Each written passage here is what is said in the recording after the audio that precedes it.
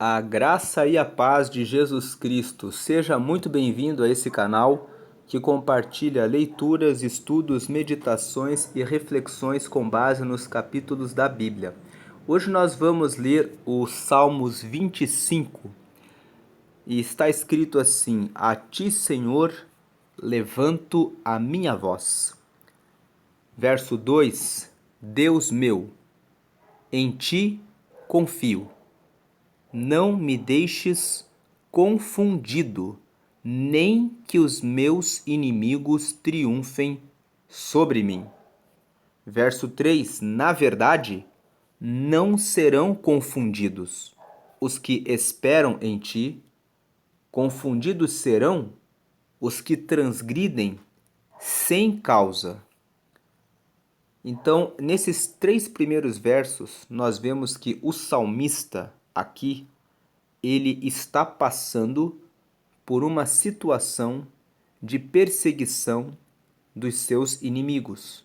Porque ele fala no versículo 2, de maneira clara, Deus meu. Quando ele fala Deus meu, ele fala, eu sei quem é Deus. Eu sei que o Senhor é o meu Deus. Em ti confio. Quando ele fala Deus meu, em ti confio, ele está falando que ele já tinha experiência com Deus. Deus já tinha dado livramento para ele já tinha pedido muita direção de Deus e Deus já havia respondido a ele. Então ele começa uma oração. O Salmo 25 é uma oração em que ele diz: A ti, Senhor, levanto a minha voz. Ou seja, estou sendo perseguido pelos meus inimigos, não estou vendo nenhuma situação em que alguém possa me ajudar, então para quem eu vou dirigir um pedido de ajuda? Eu vou dirigir o meu pedido de ajuda para Deus. E aqui podemos fazer uma ligação com o Salmo 121. No Salmo 121 está escrito que eu elevo os meus olhos para os montes. De onde me virá o socorro? O meu socorro vem do Senhor que fez os céus e a terra. Então, ali, no Salmo 121, o salmista escreveu que na sua angústia ele olhou para os montes, ou seja, ele olhou para o alto, ele olhou para o céu e ele se questionou: de onde virá o meu socorro? Ou seja, para quem eu posso pedir ajuda? E ele diz: o meu socorro vem do Senhor.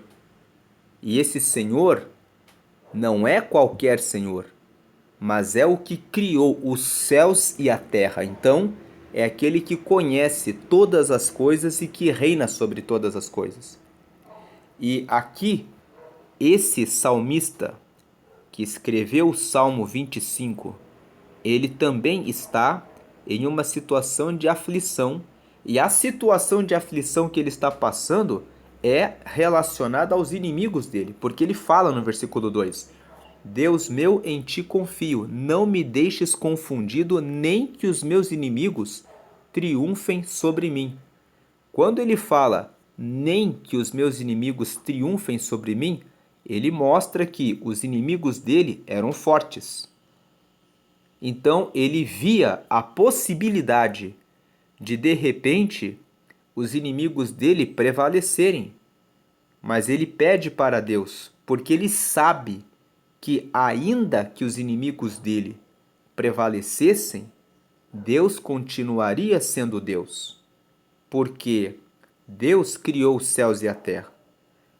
E essa confiança que o salmista pede é a confiança que nós precisamos pedir a Deus.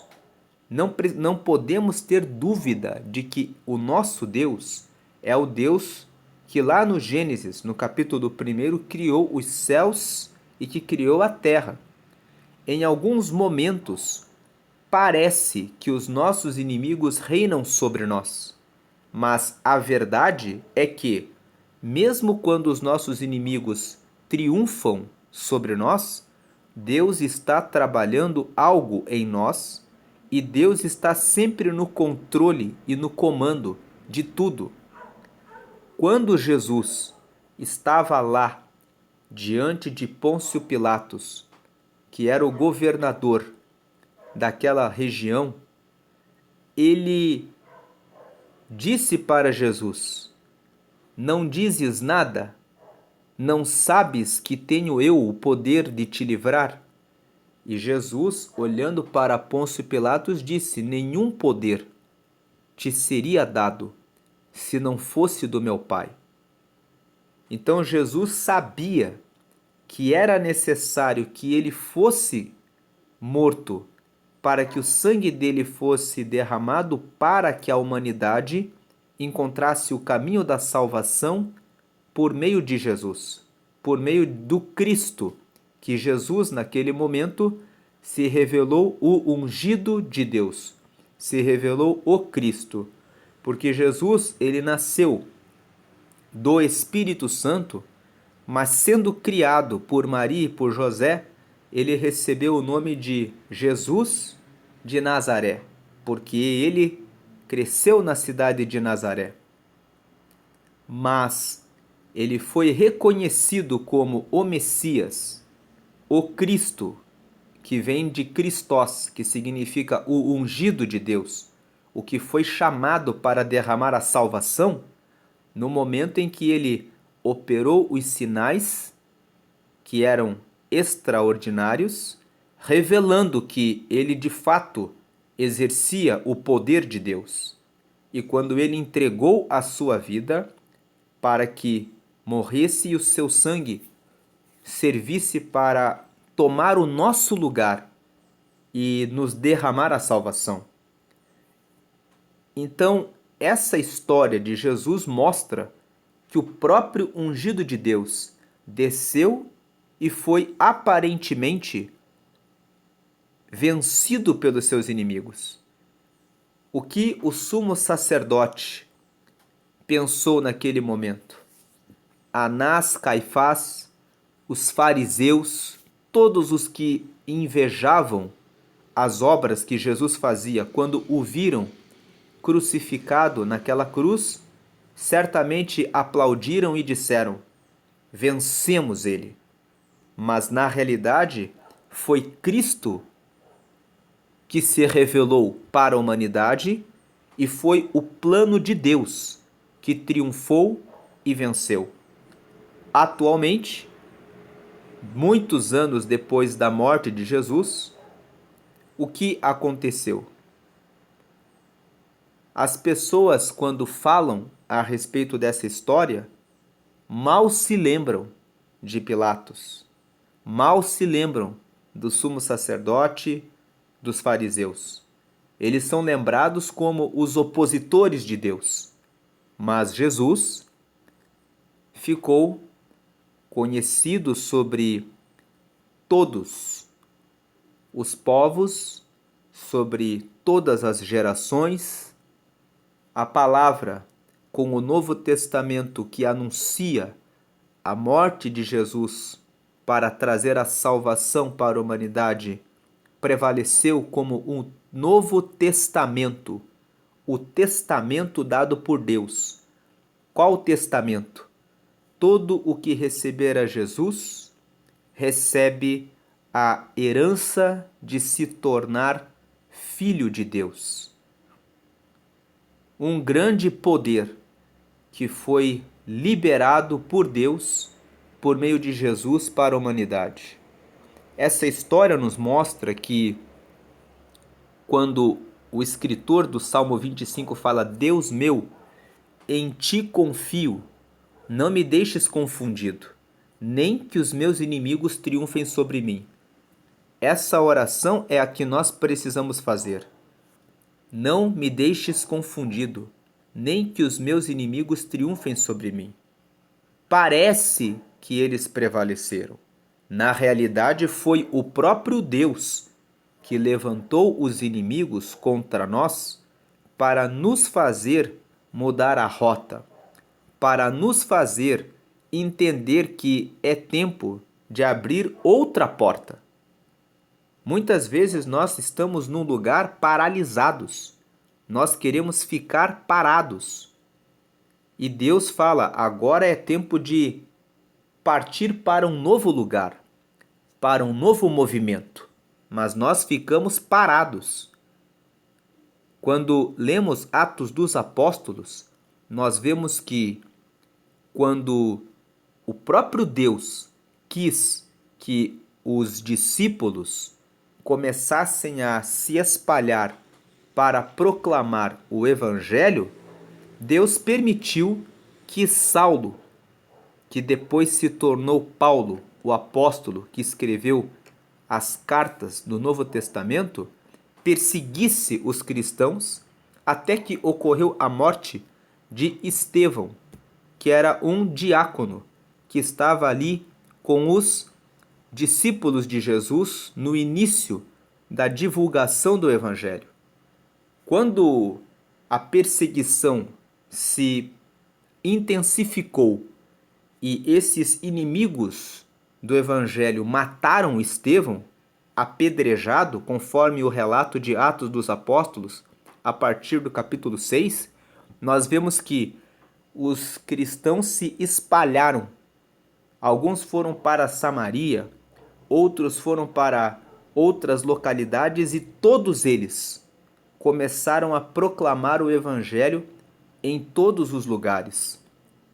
Então, Deus permitiu que os inimigos triunfassem por um momento, mas na verdade eles não triunfaram.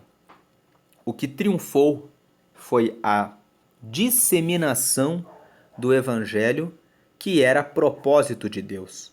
Quando Saulo perseguiu os cristãos e gerou a morte de Estevão, que foi o primeiro mártir, e espalhou os cristãos por todos os cantos para que pregassem a palavra, ele estava sendo um funcionário de Deus.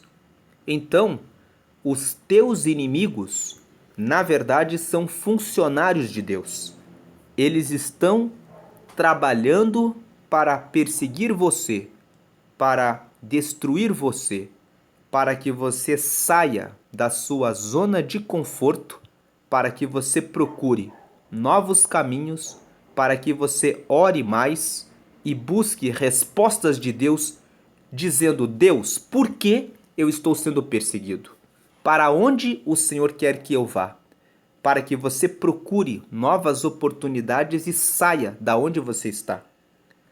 E Davi, que escreveu esse Salmo 25, ele está cercado pelos inimigos, ele sabe que os inimigos podem vencê-lo porque são fortes, mas ele tem a certeza de quem é Deus. E essa certeza você precisa ter. Não tenha dúvida de que Deus é Deus. Não duvide que o Senhor criou os céus e a terra. Não tenha medo de se dobrar diante de Deus e de pedir a Ele ajuda e socorro. Ele é o teu socorro, o teu refúgio, como diz o Salmos 46. Deus é o nosso refúgio e fortaleza. Ele é o lugar em que você vai para descansar e respirar, é o nosso refúgio, e ele é a nossa fortaleza. Ele é aquele que blinda a sua volta e se faz a fortaleza para te proteger e te blindar do mal. E ele é o nosso socorro bem presente na hora da angústia. Então, Davi sabe disso.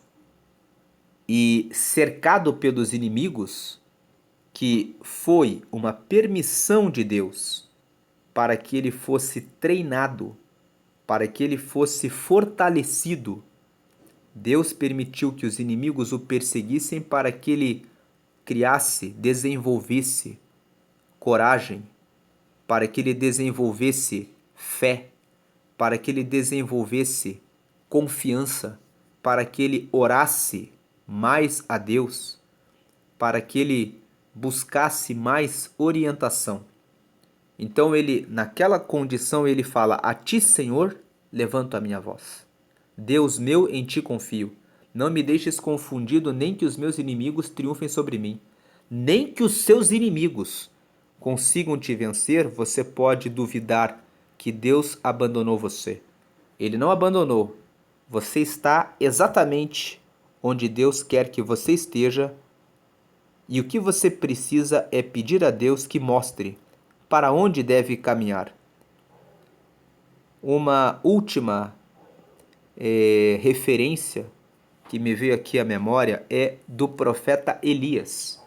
O profeta Elias, a história dele está no primeiro livro dos Reis, a partir do capítulo 17, e nós vemos que ele aparece diante do rei Acabe e ele diz para Acabe, que era o rei de Israel, que não choveria, senão pela palavra dele, porque era necessário que o rei Acabe, que havia se casado com Jezabel, que era uma rainha sidônia e que adorava Baal e que corrompeu o seu esposo Acabe para que fizesse Israel adorar ao deus Baal. Então, que se proclamava o Deus das colheitas. Então, Elias vem e fala: não vai chover. E o povo ficou ali durante 3 anos e meio sem chuvas, e as colheitas, em razão da falta de chuva, começaram a ficar ruins. Até que ele desafia os profetas de Baal para erguerem um altar, e o Deus que respondesse com fogo, queimando o holocausto, seria o Deus de Israel. Ele propõe o desafio contra os 400 profetas de Baal. Eles ergueram o altar, oraram, se cortaram, clamaram e nada aconteceu. Elias disse para que eles pegassem água, jogassem sobre o sacrifício que ele ergueu no altar. Ainda fez um círculo na terra em volta do altar e mandou que jogassem mais água até que aquele círculo de terra fosse preenchido de água, mostrando claramente que aquele altar estava totalmente mergulhado em água, totalmente molhado, com mais dificuldade de que fosse queimado. E quando ele orou, Deus respondeu com fogo, o fogo queimou aquele holocausto e ele matou os 400 profetas de Baal, mostrando que Deus era o Deus de Israel e é o Deus eterno. Depois disso, Jezabel fez uma promessa, dizendo que mataria Elias. Elias ficou com medo, porque sabia que Jezabel era uma mulher sanguinária e que cumpriria a sua palavra. Ao contrário do rei Acabe, que era um covarde, Jezabel era uma mulher capaz de matar. Tanto que, no mesmo livro de 1 Reis, no capítulo 21, está registrada a história em que ela contrata 2 testemunhas falsas para matar um homem chamado Nabote, que era dono da vinha que ficava ao lado do palácio real. O rei Acabe um dia acordou e propôs uma oferta para Nabote, para comprar a sua terra, porque ele queria construir na terra de Nabote, que era uma terra vizinha ao palácio. E Nabote disse que não venderia a sua propriedade porque era herança do seu pai. Então Acabe ficou triste. Jezabel chegou no palácio, viu Acabe triste e disse: por que está triste? Ele contou para ela e ela disse: eu vou resolver isso para você. Contratou 2 falsas testemunhas que acusaram Nabote de desonrar a Deus. E com isso mataram Nabote e ela disse: agora vai e toma a terra desse homem. Então Jezabel não era uma mulher que falava e não fazia. Ela falava e fazia. E Elias, sabendo disso, ficou com medo e fugiu para uma caverna. Naquele momento, ele ficou ali com dúvida, preocupado com a sua vida, sendo perseguido, mas Deus apareceu e disse para Elias: O que você está fazendo aí, Elias? Agora é tempo de você sair da caverna. Agora você tem um caminho para percorrer. E deu pão e água para ele, e depois deu ordem para que ele saísse dali, para que ele ungisse um outro rei, para que ele apresentasse o ministério dele para o seu sucessor, que foi Eliseu, e completou a obra na vida do profeta Elias.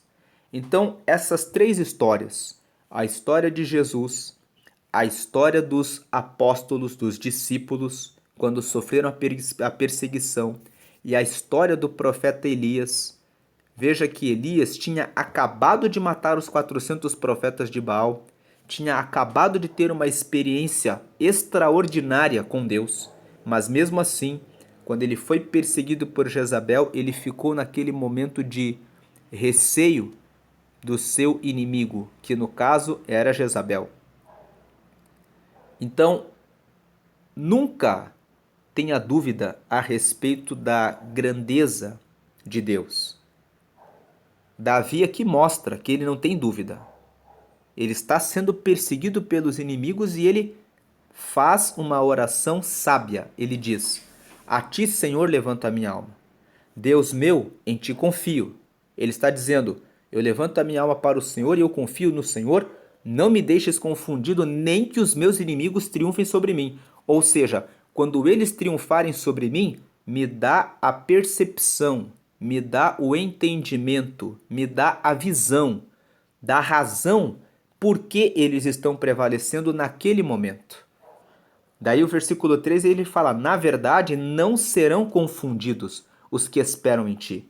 Então veja, ele fala na verdade, ou seja, né, o que ocorre de verdadeiro é que quem confia no Senhor não vai ser confundido, não.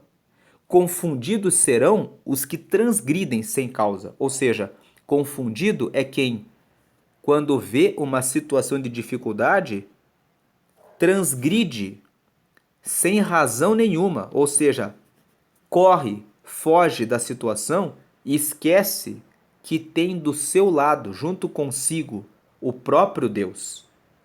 E resolve transgredir sem motivo nenhum. Versículo 4: Faze-me saber os teus caminhos, Senhor. Ensina-me as tuas veredas. Veja que ele pede para Deus fazer com que ele entenda, que ele saiba os caminhos que Deus reservou para ele. Faze-me saber os teus caminhos, Senhor. Ensina-me as tuas veredas. Muitas vezes nós não sabemos o caminho de Deus. E por não sabermos, ficamos meio confusos. Ficamos ali pensando como que o inimigo prevaleceu aqui, ao invés de abrirmos os olhos e olhar e dizer: acabou o tempo aqui, para onde o Senhor quer que eu vá? Para onde o Senhor quer que eu me dirija?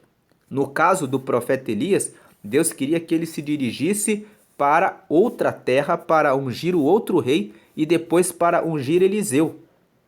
No caso de Jesus, Deus queria que ele ressuscitasse, voltasse, ficasse 40 dias dando os últimos conselhos e instruções para os discípulos para que ele pudesse voltar ao céu. No caso dos apóstolos, Deus queria que eles fossem espalhados por Samaria e por todas as outras localidades e começassem a pregar o reino. Para onde o Senhor quer que você vá com a perseguição dos inimigos? Então, ele pede para Deus: faze-me saber os teus caminhos, Senhor. Ensina-me as tuas veredas. Verso 5: guia-me na tua verdade e ensina-me. Ou seja, Davi sabe que a verdade, que é a verdade verdadeira, porque é aquela que vem de Deus, não é que os inimigos prevaleceram. É que Deus está querendo que ele seja guiado para outra rota, para outro caminho. E ele pede então: guia-me na tua verdade e ensina-me. Ele se coloca como alguém que não sabe, como alguém que entende que precisa aprender do Senhor. E ele fala: ensina-me, pois tu és o Deus da minha salvação. Por ti estou esperando todo o dia. Então, Davi mostra que Deus era totalmente amigo dele. Ele andava o tempo todo esperando pelas providências, pela direção, pela resposta de Deus. Aí ele vem no versículo 6 e fala: lembra-te, Senhor, das tuas misericórdias e das tuas benignidades, porque são desde a eternidade. Como ele está naquela situação de aflição, a impressão que ele tem é a de que Deus o abandonou, é a de que Deus esqueceu de ser bondoso com ele. Então ele pede aqui: lembra-te, Senhor, das tuas misericórdias. Olha, Deus, eu estou em uma situação ruim. Lembra que o Senhor é bom, das tuas benignidades, das suas bondades, porque as suas misericórdias, as suas bondades são desde a eternidade. A palavra misericórdia é uma palavra que é formada por duas palavras: miséria e cordes. Cordes significa coração.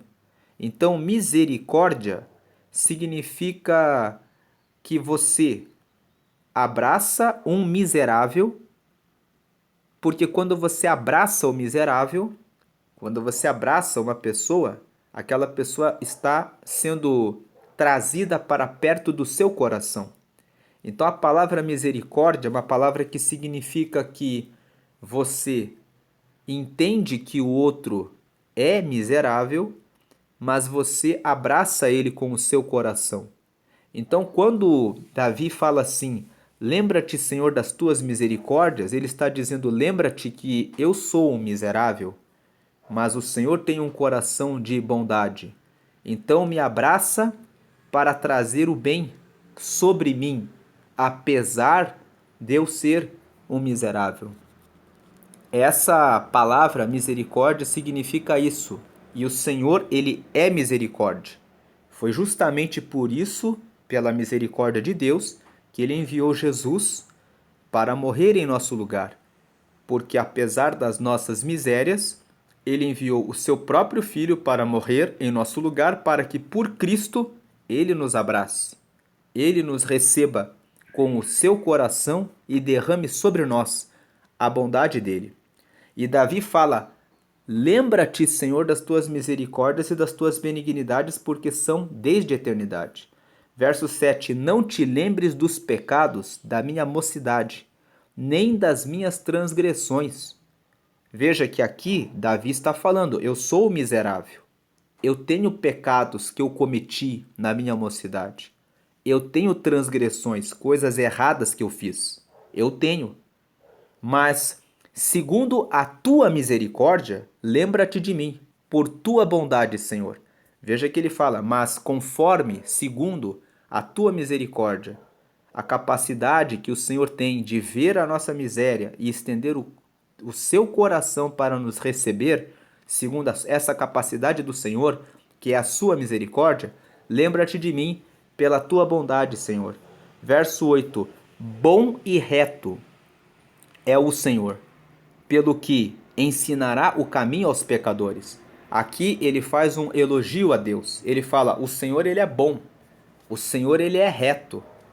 E por ele ser bom e ele ser reto, ele ensinará o caminho aos pecadores. Ele fala: bom e reto é o Senhor. Ele vai nos ensinar o caminho. Ele vai ensinar o caminho para os pecadores. Verso 9: ele guiará os mansos retamente, e aos mansos ensinará o seu caminho. Deus, ele alcança os mansos. Lá no Evangelho de Mateus, Jesus, falando no capítulo 5 a respeito das bem-aventuranças, disse: bem-aventurados mansos, porque eles verão a Deus. Então, os mansos são aqueles que recebem a palavra de Deus. Então, Deus, ele vai guiar aos mansos retamente, e aos mansos ensinará o seu caminho. Porque existem os rebeldes, aqueles que ouvem a palavra e dizem: nós não queremos que esse Deus reine sobre nós.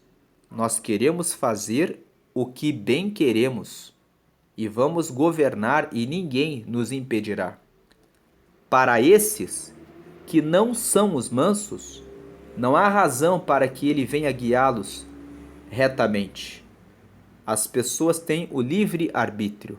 Elas podem escolher o caminho da rebelião. Mas os que são mansos, os que aceitam a palavra, a esses que vão até Deus e dizem: Deus nos mostra o caminho, a esses ele guiará retamente, e aos mansos ensinará o seu caminho. 10. Todas as veredas do Senhor, todas as veredas do Senhor, são misericórdia e verdade, para aqueles que guardam o seu conserto e os seus testemunhos. Veja que aqueles que guardam o conserto aqui com C, significa aliança, significa pacto.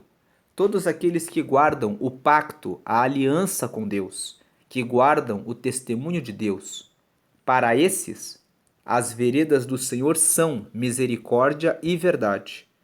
Aqueles que recebem a Deus conseguem alcançar a misericórdia, conseguem perceber o amor de Deus e conseguem enxergar a verdade de Deus. Porque aqueles que são rebeldes, para esses, se você conversa com essas pessoas a respeito de Deus, elas dizem que Deus é mau, porque Deus obriga que elas façam o que Ele quer, quando na realidade a verdade mesmo é a de que Deus é tão amor que Ele deu o livre-arbítrio para que as pessoas façam tudo o que elas querem. O problema do rebelde é que ele quer fazer tudo o que ele deseja e quer receber os mesmos resultados da graça, da salvação e da coroa que Deus reservou para aqueles que são mansos, para aqueles que são fiéis. O problema do rebelde de dizer que Deus é mau é que ele quer fazer tudo que desonra o rei e querem sentar-se na mesa do rei e comer a comida do rei e dizer que o rei não presta porque impede a eles de fazerem o que agrada às suas próprias vontades.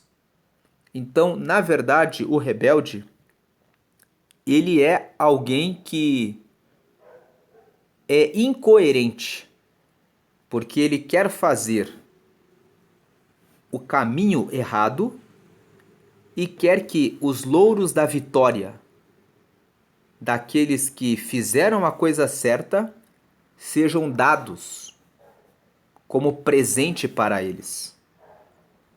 É o mesmo que um preguiçoso ficar o tempo todo na preguiça e querer comer do fruto daquele que trabalhou durante muitas horas. Os mansos trabalharam para andar na fidelidade e no respeito a Deus, na obediência a Deus, para colherem a salvação. E os rebeldes andaram fazendo tudo o que quiseram e dizendo: agora nós queremos comer na mesa de todos os que trabalharam e que se fizeram santos, porque Deus tem que nos aceitar fazendo tudo o que queremos e dando tudo para nós. Então, esses que são rebeldes, para eles vão dizer que Deus é mau, que Deus é cruel. Mas aqueles que guardam o conserto e a aliança entendem a misericórdia e a verdade de Deus. Verso 11. Por amor do teu nome, Senhor, perdoa a minha iniquidade, pois é grande. Qual é o homem que teme ao Senhor? Ele o ensinará no caminho que deve escolher. Então, aquele que respeita a Deus, né? Por amor do teu nome, Senhor, perdoa a minha iniquidade, pois é grande. Ele fala que Deus perdoe ele, porque Deus é grande. No 12, qual é o homem que teme ao Senhor? Qual é o homem? Quem que respeita a Deus? Quem que considera a Deus? Se você respeitar e considerar Deus, ele o ensinará no caminho que deve escolher. 13. A sua alma pousará no bem, e a sua descendência herdará a terra. Se você temer a Deus, a sua alma pousará no bem, e a sua descendência herdará a terra. 14. O segredo do Senhor é para os que o temem, e ele lhes fará saber o seu conserto. Se você anda com Deus, Deus revelará o segredo dele para você. Você saberá a vontade de Deus. 15. Os meus olhos estão continuamente no Senhor, pois ele tirará os meus pés da rede. Veja a confiança dele. Os meus olhos estão sempre em Deus. 16. Olha para mim e tem piedade de mim, porque estou solitário e aflito. É assim que você fica quando você está cercado de inimigos. Quando você está em provação, todos abandonam você. Você fica solitário. Você fica aflito porque pede socorro para alguém, mas não há amigos nesse momento. Mas ele pede para Deus olhar para ele. Fala: Deus, no Senhor eu posso confiar. Olha para mim. 17. As ânsias do meu coração se têm multiplicado. Tira-me dos meus apertos. 18. Olha para a minha aflição e para a minha dor e perdoa todos os meus pecados. Veja que aqui ele tem dúvida. Será que eu estou sendo perseguido porque eu cometi pecados? Se eu cometi pecados, me perdoa, Deus. Mas olha para a minha aflição e para a minha dor. 19. Olha para os meus inimigos, pois se vão multiplicando e me aborrecem com ódio cruel. Ele fala: Deus, olha para eles. Verso 20. Guarda a minha alma e livra-me. Não me deixes confundido, porquanto confio em ti. Porquanto é o mesmo que porquê. Então, ele está dizendo: guarda a minha alma e livra-me, não me deixes confundido, porque confio em ti. 21. Guardem-me a sinceridade e a retidão, porquanto espero em ti. Sinceridade é a qualidade de ser sincero. Sincero significa sem cera. Quando um vaso se quebra, muitas pessoas passam a cera para mascarar aquilo que está trincado. Quando Davi diz: guarde-me a sinceridade e a retidão, ele está dizendo que eu fique sem cera e que eu esteja transparente, sendo verdadeiro diante do Senhor. Deus se agrada do sincero, do que vai até ele, confessa o pecado e pede que ele ajude para ser limpo do pecado. Então é melhor dizer: Deus, eu pequei porque senti isso no coração e pensei isso. Quando você é sincero, Deus se agrada. Ele arranca a trinca da sua alma e te faz um vaso novo, como está escrito em Jeremias no capítulo 18, que ele nos faz como vasos nas mãos dele. Então ele fala: guardem-me a sinceridade e a retidão, porque eu espero em ti. E ele termina o salmo dizendo: redime, ó Deus, a Israel de todas as suas angústias. Ele pede que Deus ajude o seu povo, que ele ajude Israel de todas as suas aflições e de suas angústias. O Senhor está ajudando você no meio da sua aflição, no meio da sua angústia. Ele é o seu Deus. E mesmo que pareça que o inimigo te venceu, na verdade Deus está abrindo portas e novos caminhos. Quando uma porta se fecha, ela não se abre porque Deus quer abrir outras. Entenda e peça que Deus não lhe deixe confundido. Como diz aqui nos últimos versículos, ele fala assim, no versículo 20, né? Guarda a minha alma e livra-me. Não me deixas confundido, porquanto confio em ti, porque eu confio em ti. Guardem-me a sinceridade e a retidão. Que o Senhor guarde a sua sinceridade. Que você continue confiando em Deus. Que você continue sendo reto diante de Deus. Que você continue sendo honesto com Deus. Porque o que Deus tem para você é o melhor. Mesmo quando o inimigo parece que te derrotou, na verdade, ele não te derrotou. Na verdade, ele te colocou em movimento para a oração, para a consagração do jejum, para que você pergunte para Deus a rota nova, o caminho novo, a nova trajetória que Deus tem para a sua vida. Na verdade, aquilo que parece o fim é o começo. É o começo de uma nova vida. É o começo de novas realizações e respostas de Deus. Quando tudo parece que acabou, na verdade, está apenas começando. Deus é sempre bom. Sempre tenha fé nele, porque ele nunca desampara os que são mansos e que confiam nele. Como nós vemos aqui nesse salmo, ele sempre olha para os que são mansos e é ele que ensina e ensinará. E já está ensinando para você o novo caminho, a nova direção, o novo rumo, a nova rota, a nova estrada que ele reservou para a sua vida. Deus abençoe. Curta, comente e compartilhe. Se você deseja que outros salmos sejam comentados aqui, especificamente, deixe nos comentários. Deus abençoe, amém e graças a Deus.